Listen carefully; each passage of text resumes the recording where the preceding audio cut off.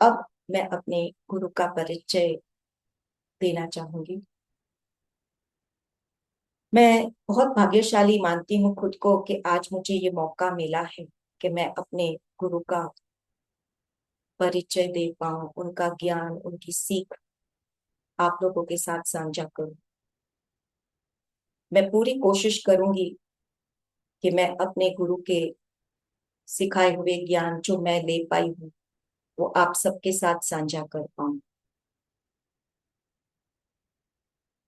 हम अपने गुरु को सतगुरु क्यों कहते हैं और हम अपने सतगुरु को बाबा स्वामी प्यार से बुलाते हैं? तो पहला मेरा आप सबसे कहना ये होगा कि देखिए, सतगुरु और गुरु में अंतर होता है। क्या कोई बता पाएगा कि दोनों का अंतर क्या है? सतगुरु और गुरु, जब हम कुछ भाव से संबोधित करते हैं तो इसमें कुछ अंतर किसी को पता है?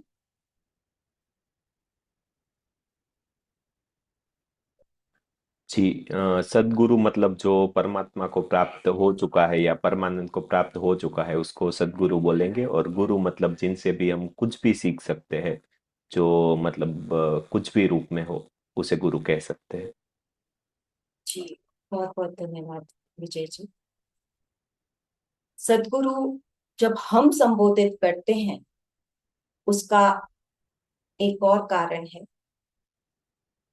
जब हम नॉर्मल जीवन जी रहे हैं, हमें कुछ आध्यात्म का बोध नहीं है, ज्ञान नहीं है, और हम इस मायावी दुनिया में रेस में लगे हुए, अचानक से हमारे जीवन में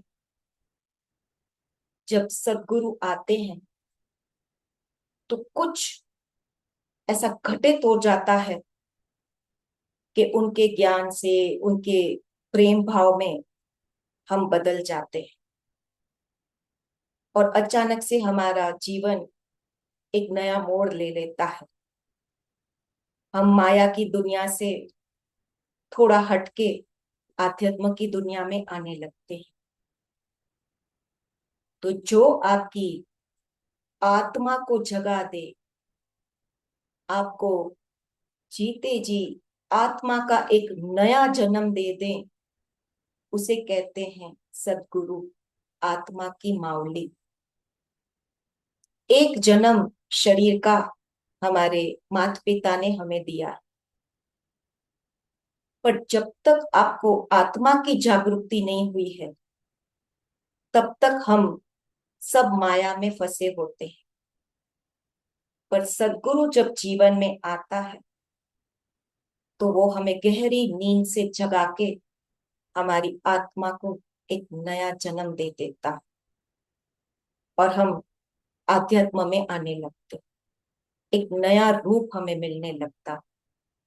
इसीलिए सदगुरु को आत्मा की मावली कहते हैं और हम उन्हें सदगुरु की पदवी देते हैं कि जिन्होंने हमारे जीवन में आके हमें गहरी नींद से जगा के सतमार्ग पे हमें लाए और हमें प्रेम भाव जागता है तो हम उन्हें कुछ प्रिय नाम भी दे देते हैं, दादा, बाबा। तो हमारे सदगुरु का प्रिय नाम हमने जो दिया है वो है बाबा स्वामी। बाबा स्वामी इसलिए भी कहते हैं कि एक बाबा का संबंध बन जाता है जिन्होंने हमें आत्मा का नया एक जन्म दिया है, जीवन में एक नई दृष्टि दी है, तो हम प्यार से बाबा कहते हैं। तो अब मैं अपने गुरु का परिचय एक स्लाइड दिखा के शेयर करके बताना चाहूंगी।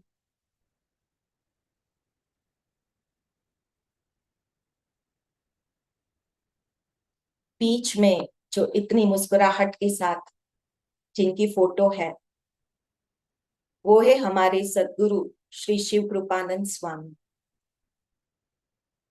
इनका पहले जन्म का नाम रमेश मोदक था। आध्यात्म में आने के बाद उनके गुरु ने उनको ये नया नाम दिया। उनके गुरु शिव बाबा, जिनका फोटो मैं अभी आपको दिखाना चाहूंगी। शिव बाबा के आने से, गुरु मिलने से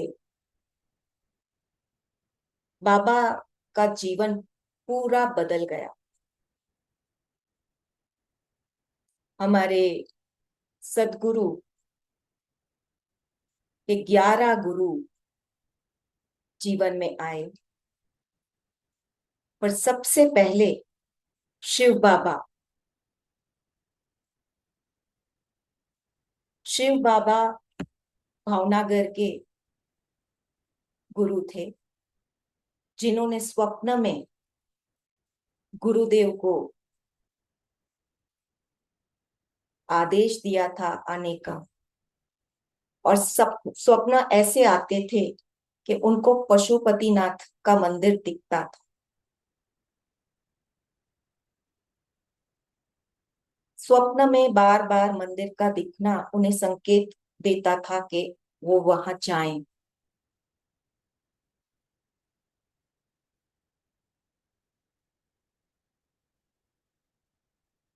जैसे जैसे उनको ये संकेत मिलते गए, वैसे वैसे उनकी प्रबल इच्छा बनती गई कि मैं पशुपतिनाथ जाऊं और वहां पे जाके जो संकेत मिल रहे हैं उसका आगे का मार्ग ढूंढूं। और बचपन से ही गुरुदेव आध्यात्म में रुचि रखते थे। अपनी नानी माँ को, नाना जी को, दादाजी को प्रश्न पूछते रहते थे कि सबके भगवान अलग अलग क्यों हैं। कोई हनुमान को मानता है, कोई माता को मानता है, कोई शिव जी को मानता है।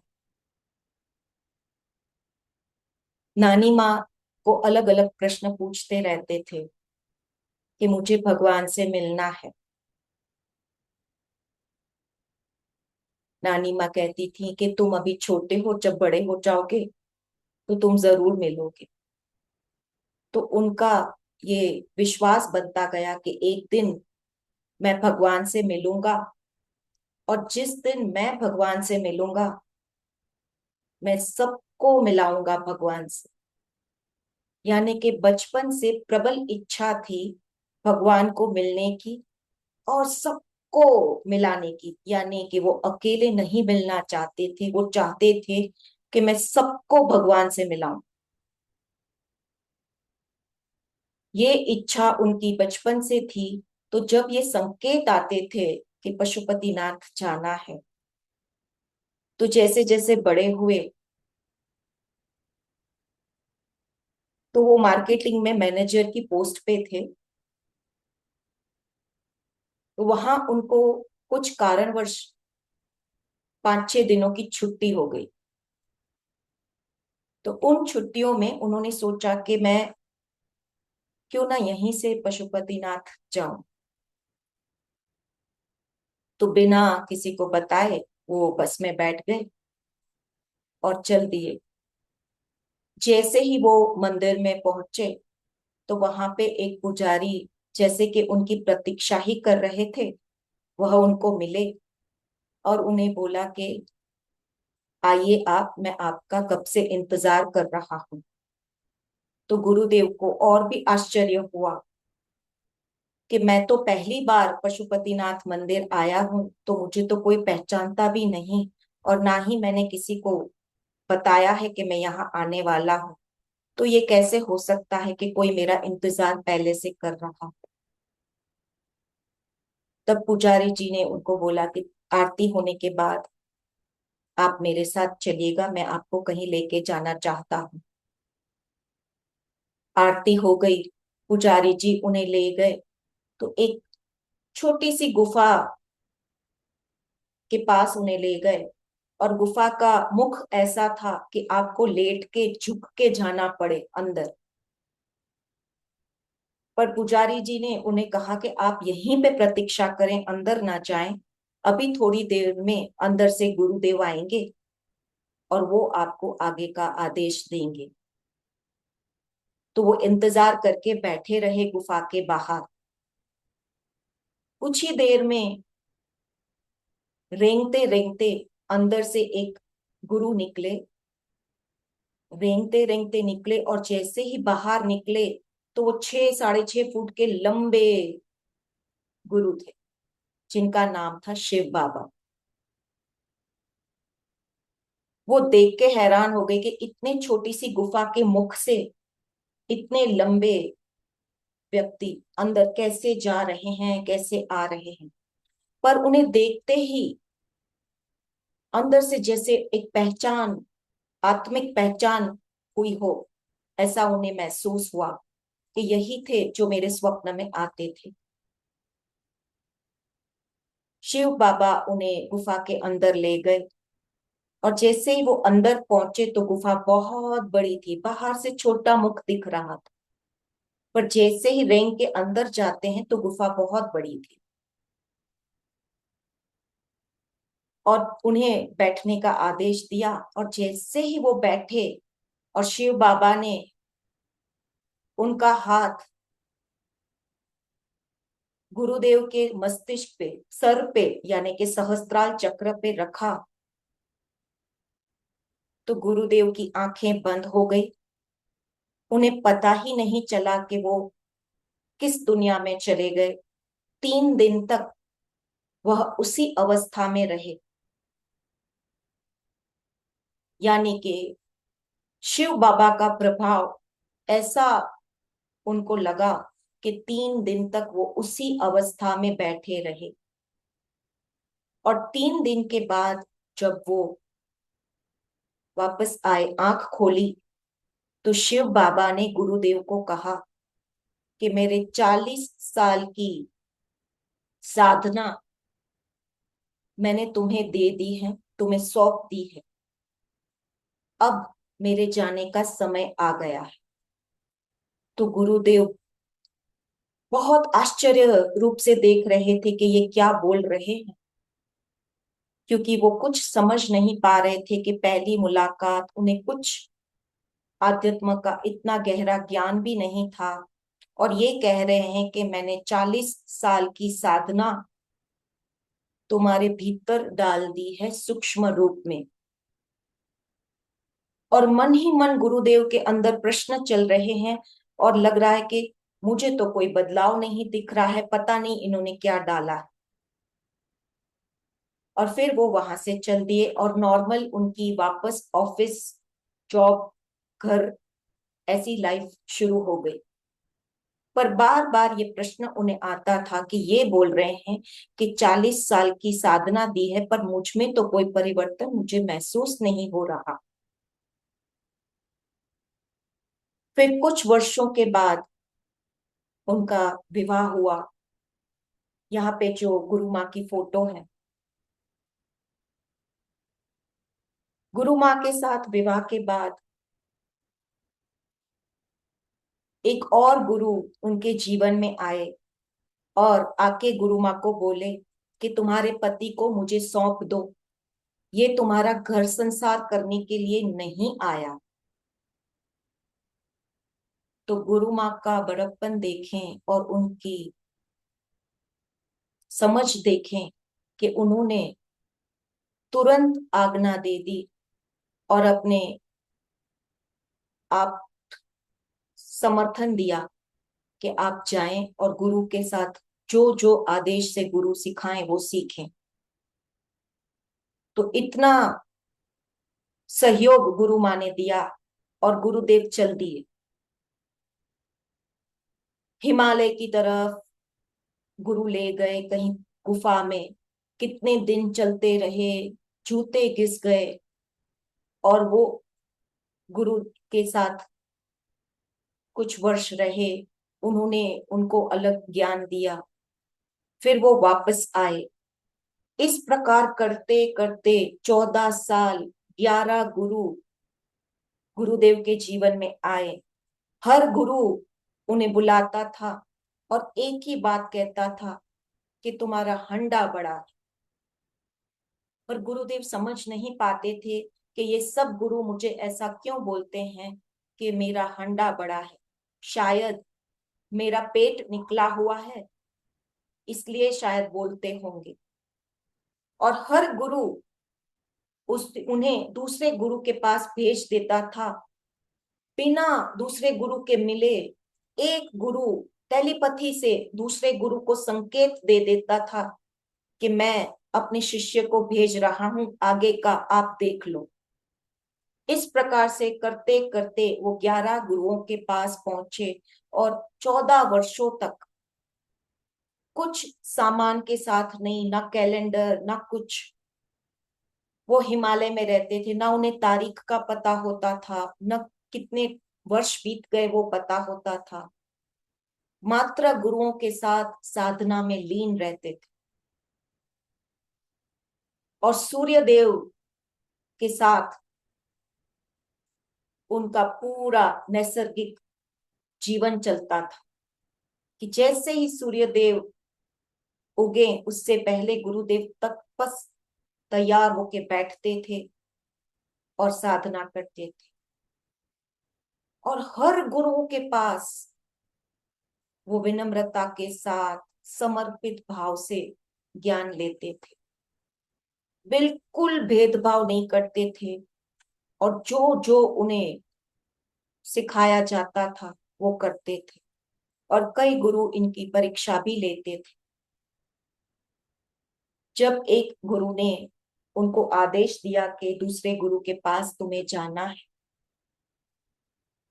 तो गुरुदेव बताते हैं कि हर गुरु की ऑरा इतनी बड़ी होती थी कि आप 800 मीटर 800 किलोमीटर तक उन गुरुओं को पता चल जाता था कि कोई आ रहा है।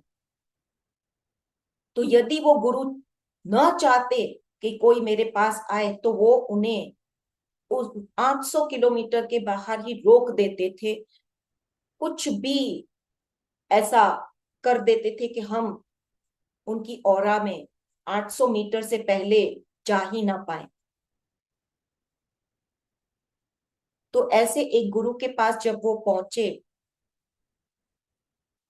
तो क्योंकि कोई गुरु का आदेश था तो वो वहां तक तो पहुंचे, पर भीतर बैठे गुरुदेव साधना में उन्हें पता चल गया था कि ये आ रहे हैं।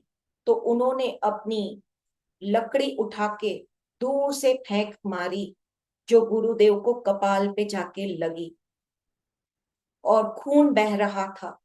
पर फिर भी गुरुदेव अपने गुरु के आदेश का पालन करते हुए लकड़ी को उठा के गुरुदेव के चरण में रखते हुए स्वयं को समर्पित कर दिया। तब वो गुरु भावुक हो गए और बोले कि तू तो मेरा लंगोट भी लूट के ले जाएगा। मतलब इतना समर्पण गुरुदेव दिखाते थे कि सामने गुरुदेव पिघल जाते थे और हर गुरु उनको ज्ञान देने लगते थे। इस प्रकार से कई सारी परीक्षाएं देते देते 14 साल कभी वापस आते थे, कभी वापस जाते थे। इस प्रकार करते करते उन्होंने बहुत कष्ट लेके साधना की और फिर इतने वर्ष साधना करते करते अब उनका मन संसार में नहीं लग रहा। इसीलिए गुरुओं ने योजना बनाई कि इसे अगर घर संसार से बांधा नहीं, खूंटे से अगर इसे बांधा नहीं, तो ये भी हमारी तरह हिमालय में बस जाएगा और नीचे संसार में जाके ध्यान नहीं सिखा पाएगा। तो गुरुओं ने उसे आदेश दिया गुरु को कि तुम्हें चुना गया है 800 वर्षों का ये ज्ञान चक्र का, जो तुम्हें संसार में जाके सबको बांटना है, जैसा है वैसा बांटना है। तो गुरुदेव ने कहा कि मेरा मन संसार में नहीं लगता है, मुझे संसार में वापस नहीं जाना है, मुझे आप लोगों के साथ हिमालय में रहना है। तो गुरुओं ने कहा कि नहीं, हम हिमालय में बस चुके हैं, तो अब हमारी स्थिति वैसी नहीं है कि हम संसार में रह पाए, क्योंकि हमारी ऊर्जा, हमारी ऑरा ऐसी हो चुकी है कि हम संसार में रह ही नहीं पाएंगे। इसलिए तुम्हें चुना गया है कि हमें संसारी व्यक्ति चाहिए, जो जाके नीचे संसार वालों को ये ध्यान मार्ग सिखाए और सबको संदेश दे कि आप संसार में रह के भी, गृहस्थ होके भी ध्यान मार्ग में आ सकते हैं और ध्यान करते करते निर्वाण पा सकते हैं, मोक्ष पा सकते हैं। तो इसी उद्देश्य से गुरु वापस आए और ज्ञान बांटना शुरू किया। तो जो 800 साल पुराना ज्ञान है, वो संत ज्ञानेश्वर जी ने अपने ग्रंथ में भी लिखा हुआ है कि उन्हें उस काल में ये ज्ञान मिल चुका था, कुंडलिनी जागरण का, चक्र का। तो उन्होंने अपने गुरुदेव से निवेदन किया था कि मुझे इजाजत दीजिए कि मैं ये कुंडलिनी का ज्ञान सबको बांटूं। तो संत ज्ञानेश्वर जी के गुरु ने उन्हें मना किया, ये कह के कि एक समय ऐसा आएगा, एक काल, एक युग ऐसा आएगा जब सामूहिक रूप से जागृति का समय आएगा और एक साथ सभी आत्माएं जागने लगेंगी। तब ये ध्यान की विधि उन्हें दी जाएगी और इस ध्यान की विधि से लोग मोक्ष की ओर बढ़ पाएंगे और पूरे विश्व में वसुदेव कुटुंबकम फैलेगा और सब एकजुट होके ध्यान करेंगे। सिर्फ एक इच्छा मात्र से सब लोग ध्यान कर पाएंगे और उन्हें इतने वर्ष तप नहीं करना पड़ेगा। उन्हें सिर्फ एक सही मार्गदर्शक, एक सही सद्गुरु मिल जाएगा और वो उनके मार्ग पे चलेंगे और उन्हें जागृति होगी। तो यहाँ पे जो विश्व नीचे दिखाया गया है कि एक साथ अवेकनिंग होगी, एक साथ सब जागरूक होंगे, वो यही काल, यही समय है जब इतने सारे गुरु अलग अलग ध्यान सिखा के पूरे विश्व को जागरूक कर रहे हैं। और वसुदेव कुटुंबकम का वो युग अभी का काल है और सतयुग लाने का, यानी कि गोल्डन एज, गोल्डन पीरियड लाने का ये समय है। इसीलिए हम सबके जीवन में अलग अलग गुरु आए हैं और इस समय इतने सारे लोग आध्यात्म की तरफ आकर्षित हो रहे हैं। और यही हमने काल चुना है कि हम सब इस काल में जन्म लेंगे, अपने गुरुओं से मिलेंगे और हम ध्यान के मार्ग में आके पूरी पृथ्वी का नए सिरे से निर्माण करके वसुदेव कुटुंबकम का युग लाएंगे। तो संत ज्ञानेश्वर जी का ये जो 800 साल का पहले का ये ध्यान का मार्ग है, वही चक्र ध्यान कुंडलिनी जागरण का। अब हम आगे की स्लाइड देखेंगे।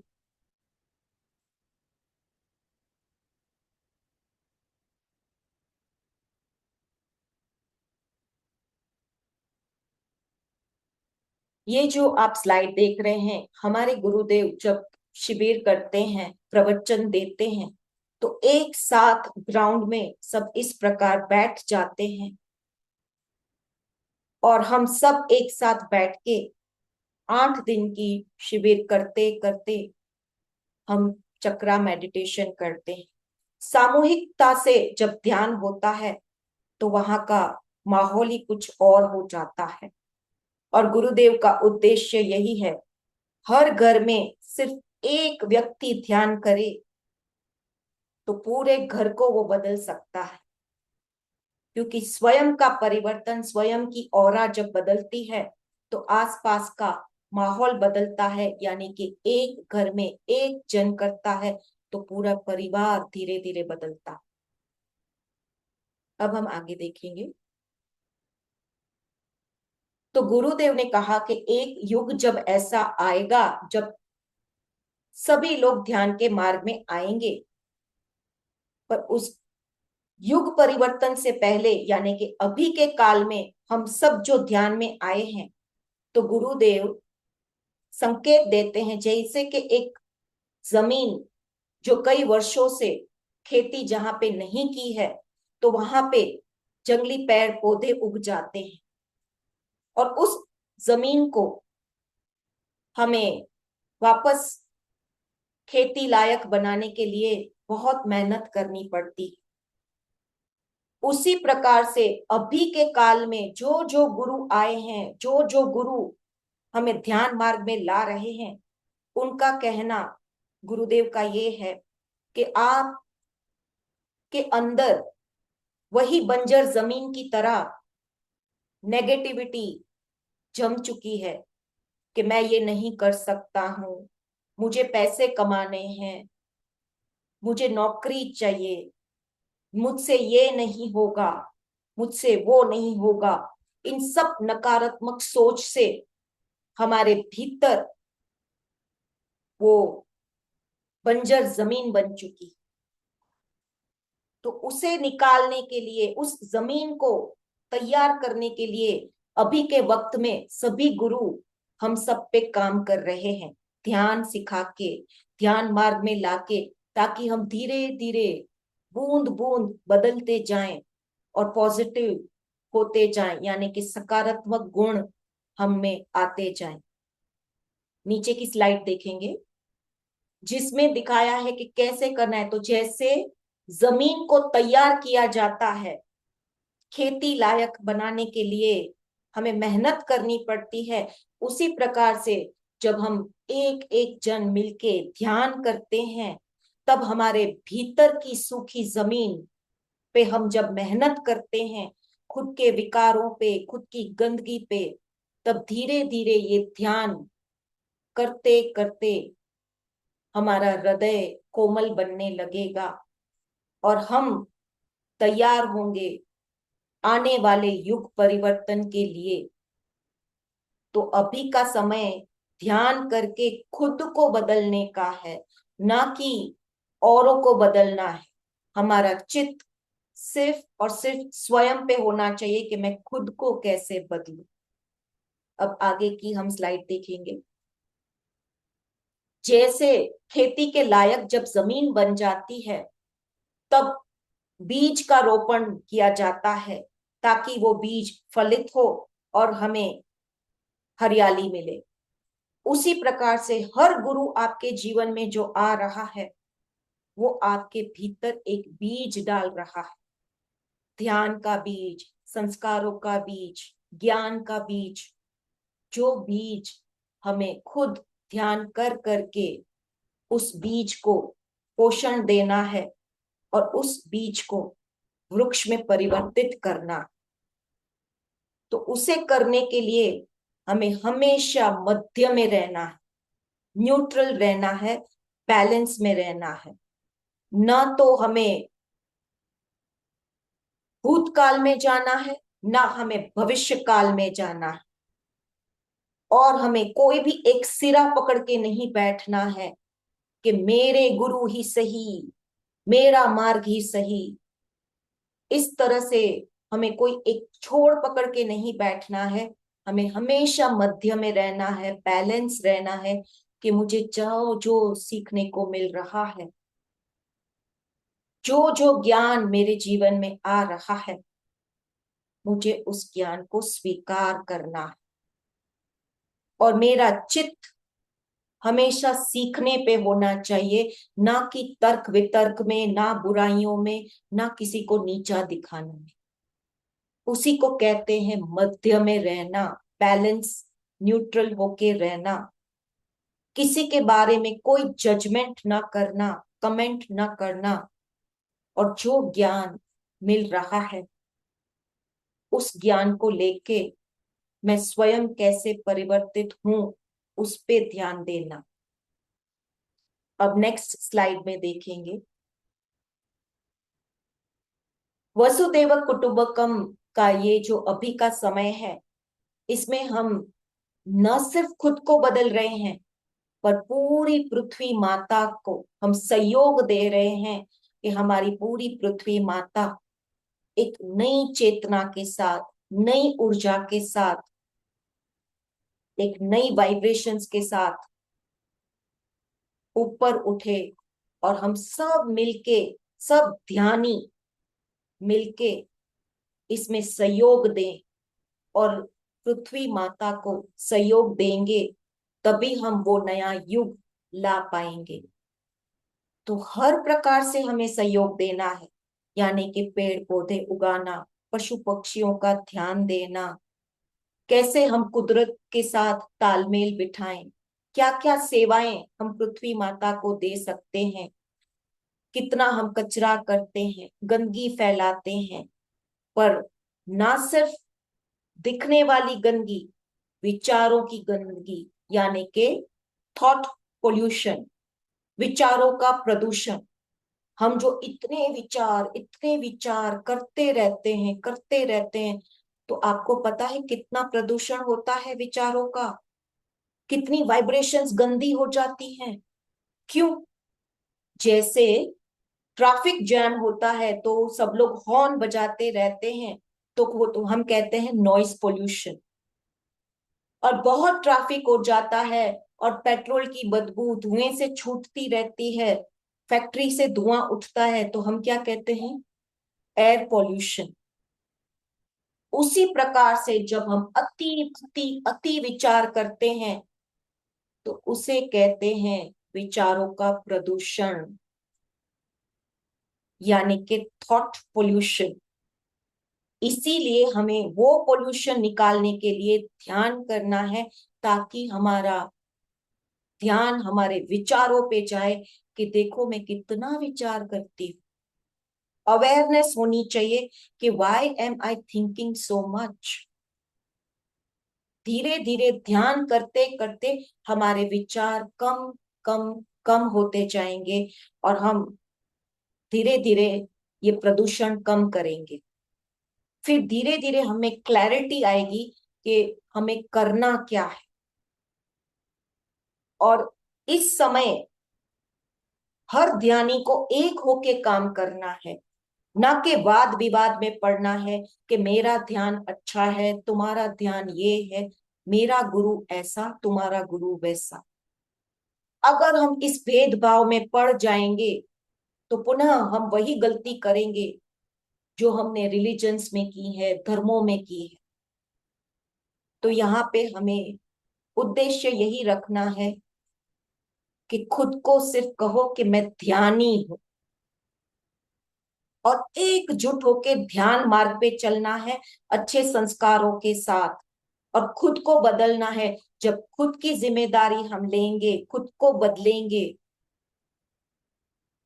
तभी अपने आप पृथ्वी बदलेगी, अपने आप आपका विश्व बदलेगा। और जब आपका विश्व बदलेगा, तो धीरे धीरे पूरा विश्व बदलेगा, और वसुदेव कुटुंबकम का वो स्वप्न पूरा होगा। ये हमारे गुरुदेव की एक और सीख। अब हम आगे बढ़ते हैं।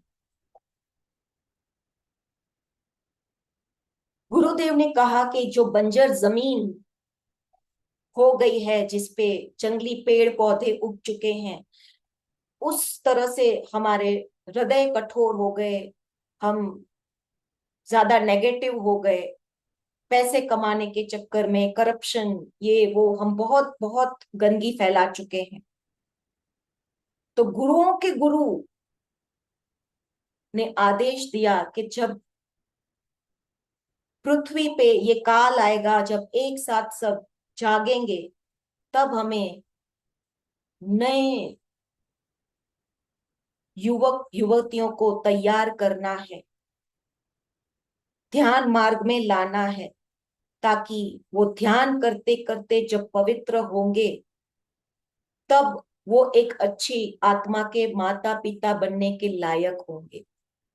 तब गुरुओं के गुरु अवतरित होंगे उनकी कोख से, और एक नई डीएनए वाली, एक नई ऊर्जा वाली पीढ़ी आएगी, और वो पीढ़ी पूरे युग को बदलेगी।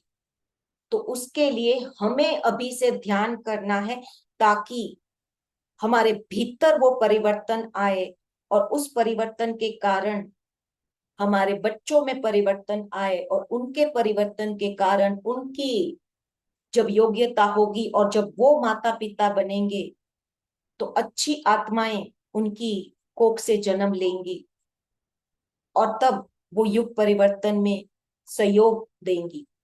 आज गुरुदेव की कही बात सच हो रही है, क्योंकि साइंस भी अभी कह रहा है कि यहाँ पे जो आप फोटोन बेल्ट का फोटो देख रहे हैं, जरा जूम कीजिएगा, कि इसको फोटो को देखिए, कि अभी ये है फोटोन बेल्ट, जो काले डॉट्स दिख रहे हैं ये पूरा फोटोन बेल्ट है। पृथ्वी अभी इसमें प्रवेश कर रही है, और फोटोन बेल्ट लाइट की एज है, यानी कि हम लाइट की तरफ जा रहे हैं, डार्क से हम लाइट की तरफ जा रहे हैं। उसके लिए अभी हमारे भीतर ये बदलाव किया जा रहा है, ताकि हम उस लाइट की एज में जा पाए, यानी कि फोटोन बेल्ट में ऊर्जा ऐसी है कि अगर हम सही मार्ग पे हैं, अगर हमारी सोच सकारात्मक है, तभी हम इस लाइट को झेल पाएंगे, नहीं तो हम यहाँ पे टिक नहीं पाएंगे।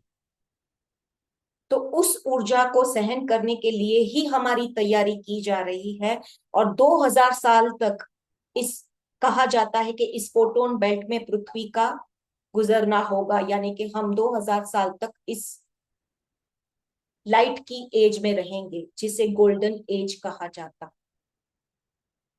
तो साइंस अभी जो कह रही है वो हमारे गुरु ने 800 साल पहले कह दिया था, और उसी के लिए संत ज्ञानेश्वर जी को रोका गया था कि एक काल आएगा जब पृथ्वी का वो समय आएगा कि एक साथ सब लोग जागेंगे और उस युग में प्रवेश करेंगे। तो ये वो युग है, लाइट एज, गोल्डन एज जिसे कहा जाता है।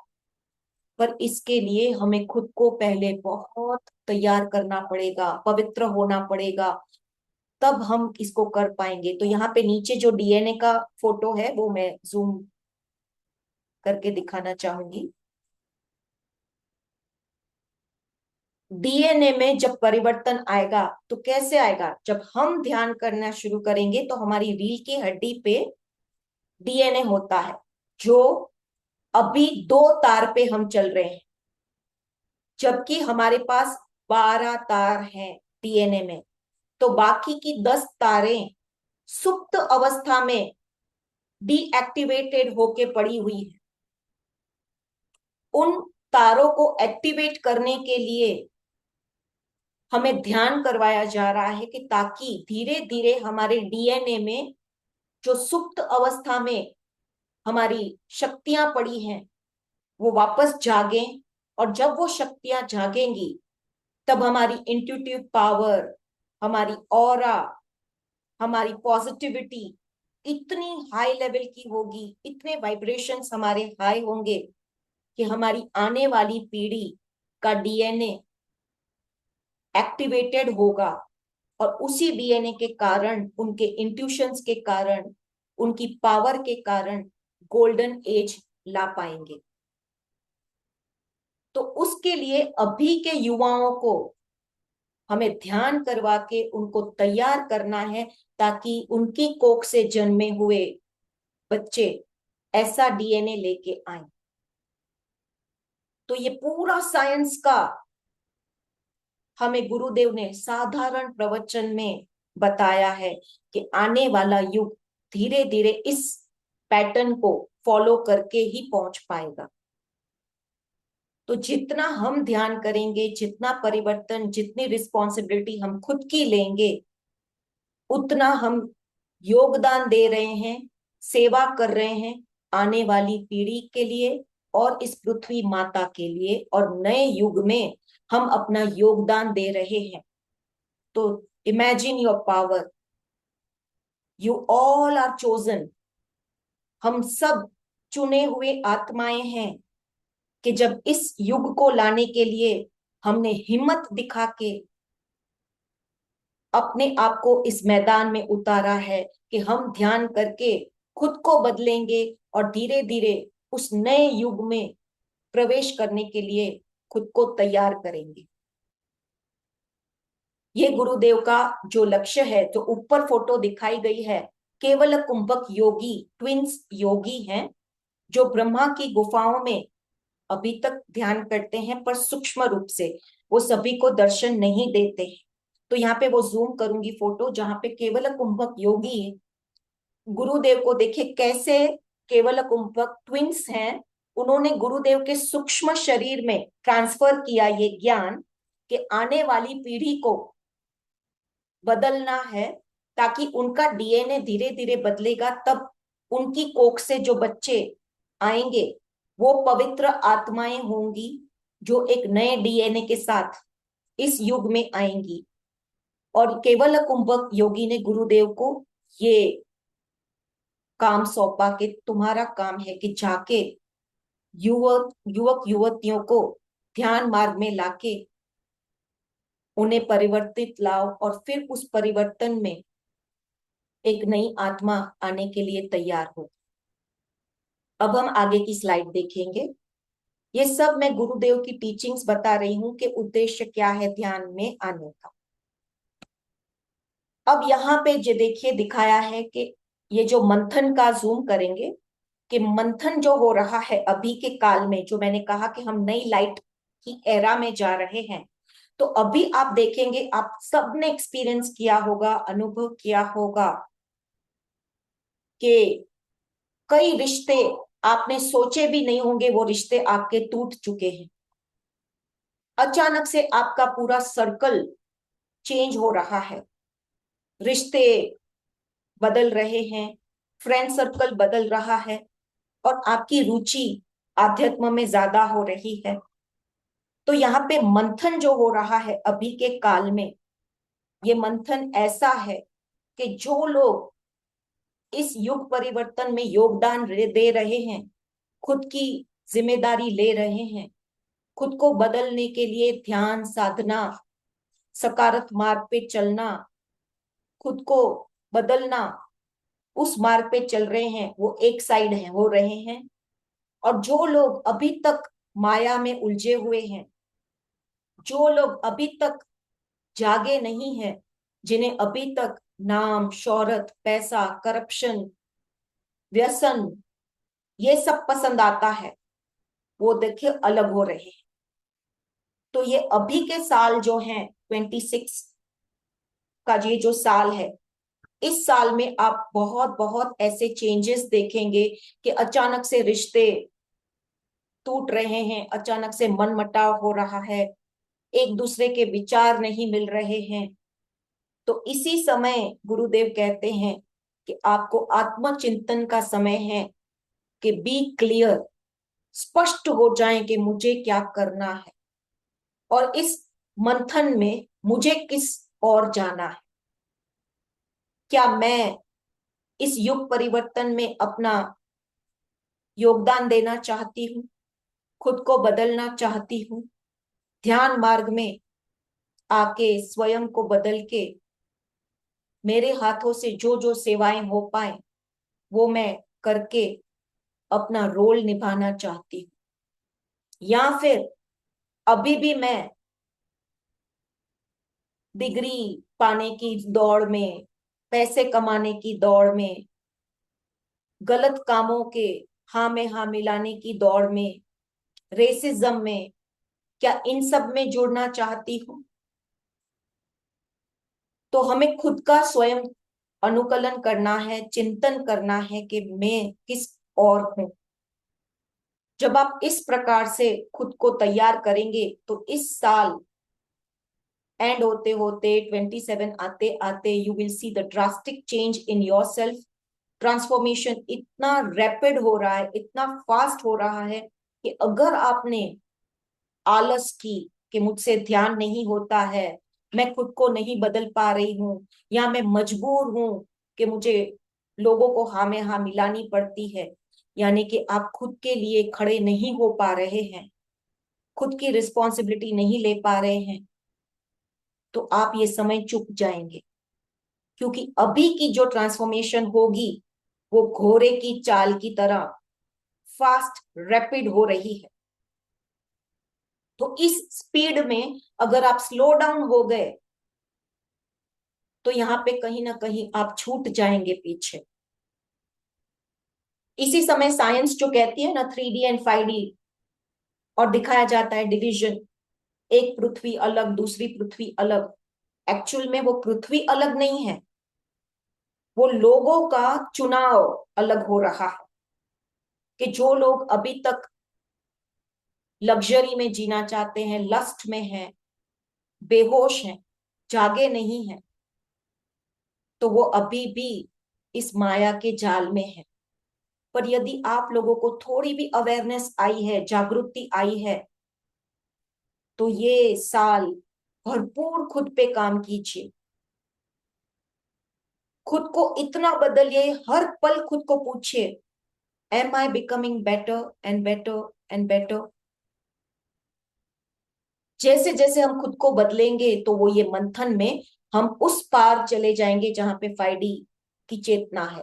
5D की चेतना में यानी कि गोल्डन एज, यानी कि जो फोटोन बेल्ट हमने दिखाया था, लाइट एज, उसके लिए हमें खुद को तैयार करना पड़ेगा। अब यहाँ पे आते हैं, जो दूसरा फोटो है जहां पे गुरुदेव हाथ फैला के है, उसमें आप जूम करके दिखाती हूं कि देखिए गुरु लोक है।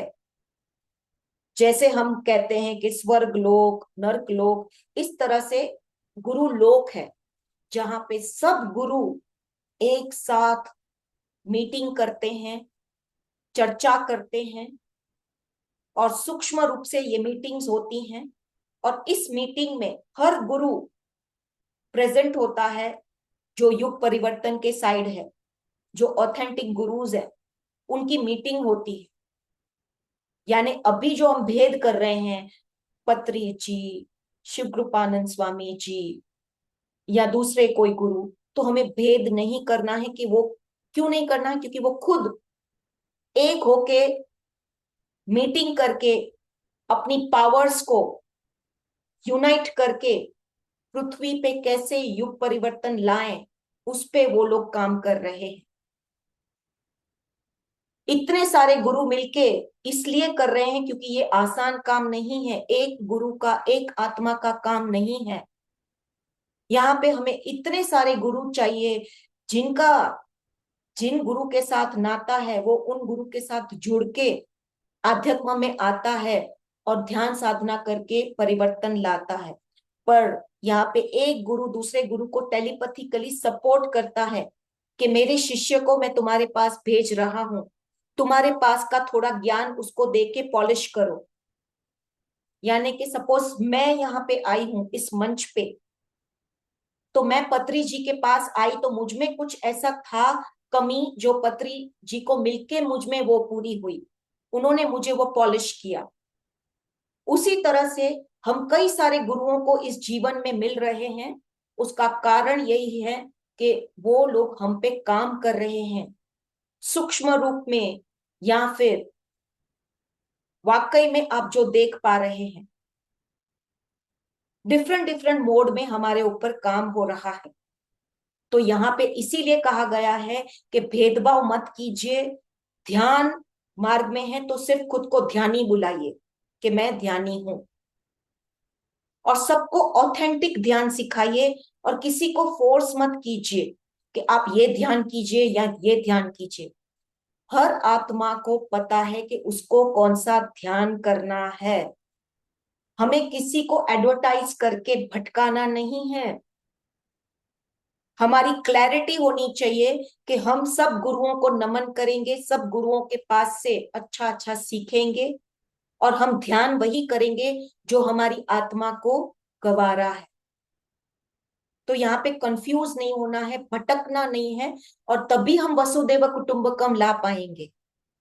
पर यदि हमने भेदभाव किया कि इस मंच पे इन गुरु का क्यों चर्चा हो रहा है, या आप इस गुरु को भी जाते हो, उधर भी जाते हो, पर यदि आप अंदर से क्लियर हो ना, तो कहीं भी आपको भटकाव नहीं होगा। और नीचे ये जो फोटोज हैं, ऑल सदगुरुस आर वन, उसको जूम करके मैं दिखाना चाहूंगी कि आप देखिए सभी गुरु अभी मिलके अपनी लाइट, अपनी एनर्जी, अपनी ऊर्जा एक साथ मिलके अभी के समय में दे रहे हैं, ताकि हम सब एक साथ होके इस लाइट के सहारे आगे बढ़ पाए। इसीलिए हमारी ट्रांसफॉर्मेशन अभी के समय में रैपिड होगी, स्पीड पकड़ेगी। जितना आप पवित्र होगे, जितना आप क्लियर रहोगे, उतना आपको जल्दी मार्ग मिलेगा और आप ऊपर की तरफ वाइब्रेट होके अपग्रेड करोगे। और इसमें देखिए वापस अंत में जो वसुदेव कुटुंबकम मास अवेकनिंग का फोटो दिखाया है कि एक साथ हमें पृथ्वी पे ये लाइट लानी है। तो उसके लिए अपने भीतर का दिया जलाएं, अपो दीपो भव।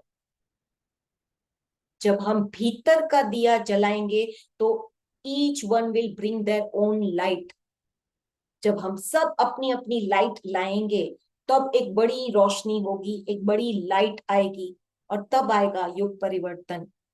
इसीलिए अभी एक आत्मा का काम नहीं है, हर आत्मा को खुद की जिम्मेदारी लेनी है और काम करना है। अब हम नेक्स्ट स्लाइड देखेंगे। इसमें जो दूसरा फोटो है, ये रेड वाला, ये है गुरुदेव का सूक्ष्म शरीर। यहाँ पे गुरुदेव ने ये सिखाया है कि यदि आप गुरुओं के साथ कनेक्ट होना चाहते हो तो फिजिकली मिलना जरूरी नहीं है। अगर आप मिल पाते हैं तो बहुत अच्छा, कि आप फिजिकली गुरु के पास मिलके उनको फील कर पाते हैं, उनकी ऑरा में आप उनका सानिध्य ले पाते हैं। That is very great. पर यदि हमारे पास ऐसा कोई मार्ग नहीं है, तो हमें गुरुदेव के सूक्ष्म शरीर से जुड़ना है। यानी कि ये जो फोटो है, किसी साधक को विजन आया था तो उन्होंने पेंट किया हुआ है, और ये पेंटिंग गुरुदेव ने दिखा के बताया कि ये साधक उनको मिला भी नहीं था, फिर भी उनको ये दिखा और उन्होंने ये पेंट किया। तो गुरुदेव ने सिखाया है कि हर गुरु की चेतना के साथ, उनके सूक्ष्म शरीर के साथ जब आप कनेक्ट करते हैं, तो उन गुरुओं की टीचिंग्स आपको मिलती है जैसा आपका पात्र होगा। यानी कि जैसी आपकी रेडीनेस होगी, वैसा ज्ञान, वैसा विजडम वो गुरु आपको दे जाएंगे।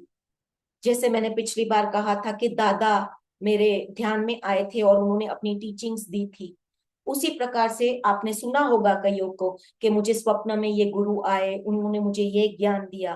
तो इस प्रकार से अभी के समय में आप जिन गुरुओं के साथ कनेक्ट होना चाहते हो सूक्ष्म रूप से, तो आप पवित्र चित्त करके क्राइस्ट कॉन्शियसनेस, यानी Jesus consciousness, Krishna consciousness, Shiva consciousness, पत्री जी, यानी कि हमारे गुरु पत्री जी के साथ, भले वो फिजिकली इस शरीर में नहीं है, पर हम हमेशा उनके सूक्ष्म शरीर के साथ कनेक्ट हो सकते हैं, और उनका ज्ञान हमारी पात्रता के हिसाब से हमें मिलता रहेगा। तो गुरुदेव ने सिखाया है कि जब भी आपके स्वप्न में या आपके चित्त में कोई गुरु आता है, तो आप सिर्फ न्यूट्रल होके, बैलेंस होके उन गुरुओं ने जो जो सिखाया है उसको लेने की तैयारी रखें। अब हम आगे देखेंगे।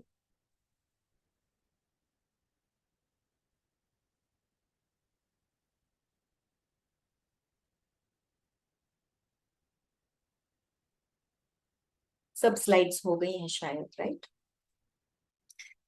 तो अब सब स्लाइड्स दिखाने के बाद मैं आपको कहना चाहूंगी कि वसुदेव कुटुंबकम के लिए हम सबको एकजुट होके गुरुदेव ने जैसे टीचिंग्स दी हैं, और आप समझ पाए रहे होंगे कि हमारे गुरु पत्री जी ने भी मिलती जुलती टीचिंग्स ही दी हैं हमें, कि कैसे हमें एक होके ध्यान करना है, और किसी को देखा देखी में पढ़ना नहीं है, और हमारे गुरुओं की ऑथेंटिक टीचिंग्स को आगे बढ़ाना है और सेवा करना है। तो जब भी हम सेवा करते हैं ना, तो गुरुदेव ने हमें सिखाया है कि खुद को बोलना है कि मैं स्वयं सेवक हूं। स्वयं सेवक यानी मैं खुद की सेवा कर रहा हूं। जब आप सर्विसेज देते हैं तो वो दूसरों के लिए नहीं होती है, वो सिर्फ हमारा ईगो होता है जो कह रहा है कि मैंने इधर सेवा दी, मैंने उधर सेवा दी। सेवा हम किसी की कर ही नहीं सकते हैं। स्वयं सेवक ही खुद को बुलाना है। क्योंकि देखिए, आप किसी की सेवा करते हैं तो जाने अनजाने आप खुद की सेवा कर रहे हैं। हम किसी और की सेवा कर ही नहीं सकते हैं। इसीलिए हमें खुद को आज से स्वयं सेवक बुलाना है और हमेशा प्रार्थना में लाना है कि मेरे हाथों से जो जो सेवा गुरुओं को करवानी है, तो मैं अपने आप को समर्पित करती हूँ। तब हमारी लायकात के हिसाब से गुरु हमें सेवा देते हैं, और वो भी हमारे सुधार के लिए होती है, ना कि ईगो रेस करने के लिए कि मैंने यहां वहां सेवा दी है। और पल पल खुद को बदलना है, ट्रांसफॉर्म करना है, क्योंकि ये साल हमें मंथन का मिला है, जहां पे हमें चुनाव करना है, इस पार या उस पार, डू और डाई। ऐसी सिचुएशन में हम आ गए हैं कि आज संकल्प लेना है एकादशी के इस पावन दिन पे, कि मैं स्वयं को प्रॉमिस करती हूँ, स्वयं को वादा करती हूँ कि मैं इस साल खुद पे इतनी मेहनत करूंगी, ध्यान साधना सेवा जो मुझसे हो पाए सब मैं करूंगी, और खुद को बदलने का पूर्ण प्रयास करूंगी। और हर पल खुद को पूछना है कि मैं क्या बेहतर बन रही हूँ, मुझ में क्या क्या कमी है, मुझे कहाँ सुधरना है। और कोई गुरुओं में भेद न रखते हुए हर गुरु का आदर करके क्या सीखना है वहां पे फोकस कीजिएगा।